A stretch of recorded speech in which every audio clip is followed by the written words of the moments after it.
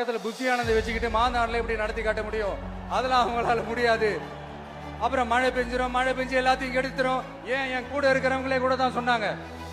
அதுக்கப்புறம் என்ன நடந்துச்சுன்னு உங்க எல்லாருக்குமே தெரியும். இப்ப புதுசா ஒண்ணு சொல்ல ஆரம்பிச்சிருக்கிறாங்க. அது என்னடானா, ஆட்சியை பிடிக்கிறதெல்லாம் அவ்வளவு ஈஸி இல்லை இல்லையா? இப்ப அதெல்லாம் விட்டாங்க. இப்ப இங்க வந்துட்டாங்க.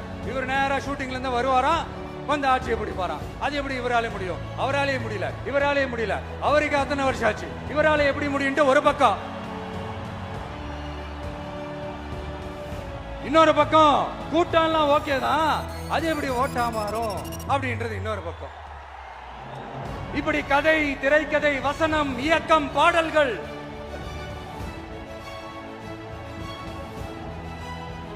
அதனால இந்த அரசியல் ஆய்வாளர்களுக்கு நான் சொல்றதெல்லாம் ஒண்ணுதான், நல்லா கேட்டுக்கங்க. இந்த விஜய் ஏதோ இந்த பல லட்சம் பேர் கூடுற கூட்டத்துல மட்டுமே இருக்கிறாரு அப்படின்னு மட்டும் தப்பு கணக்கு போட்டாதீங்க. ஏன்னா நம்மளுடைய இந்த கூட்டம் வெறும் ஓட்டா மட்டும் இல்லைங்க, வரப்போற தேர்தலில் மக்கள் விரோத ஆட்சியாளர்களுக்கு நாம வைக்க போற வேட்டா, நம்மள கோட்டைக்கு அனுப்ப போற ரூட்டா